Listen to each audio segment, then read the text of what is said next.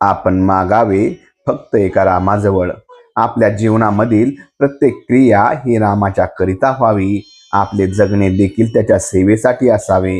किंबहुना लहान मुलाला जशी आई, मोठ्या मुलाला जसा बाप, बाईला जसा प्रेमळ नवरा, मुनिमाला जसा सज्जन मालक, नोकराला जसा त्याचा स्वामी, एखाद्याला जसा त्याचा विश्वासू मित्र, तसा रामराया प्रत्येकाला वाटला पाहिजे.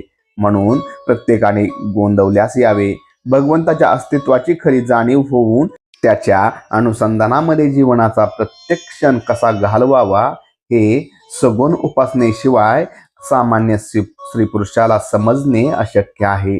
जगात घडून येणाऱ्या प्रत्येक गोष्टीमध्ये रामरायाची इच्छा काम करीत असल्याचे आपण जाणले पाहिजे. इतकेच नव्हे तर व्यवहारदृष्ट्या आपण योग्य प्रयत्न केल्यावर जे चांगले वाईट फळ मिळेल ते रामाच्या इच्छेनेच मिळेल अशी श्रद्धा ठेवावी. अशी श्रद्धा ज्याच्या पाशी असते त्याला सुखदुःखाची बाधा होत नाही.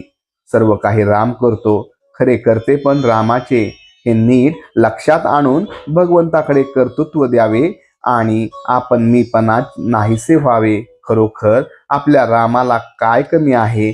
आपण मागावे फक्त एका रामाजवळ.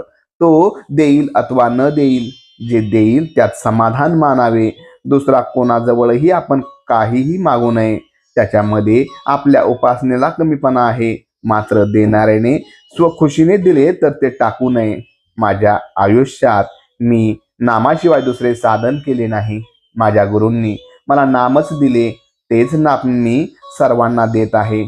तुम्ही ते नाम घ्या, तुम्हाला राम खात्रीने भेटेल. तोंडाने नेहमी राम राम म्हणत जा. भगवंताच्या नामामध्ये जीवाचे कल्याण आहे असा माझा अनुभव आहे.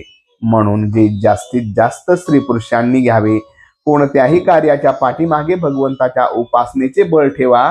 गायीचे रक्षण आणि त्याची सेवा इतर कशासाठी नसावी, फक्त भगवंतासाठी असावी. आपण जे काही करीत आहोत ते सर्व भगवंतासाठी करीत आहोत ही जाणीव राहण्यासाठी त्याचे नाम सतत घेत असावे.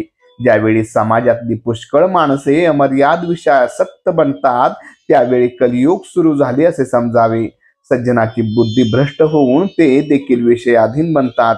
विषयाची प्राप्ती करून घेण्यासाठी वाटेल ते कृत्य करण्याची त्यांची तयारी असते. अशा वेळी भगवंताच्या नामाचे महात्म्य जो सांगतो त्याच्यावर कठीण प्रसंग यायचेच, पण परमात्मा सांभाळतो. अशा निष्ठेने जो राहील तो प्रत्येक संकटातून सही सलामत पार पडेल यात शंका नाही. म्हणून प्रत्येकाने नामाला चिकटून असावे.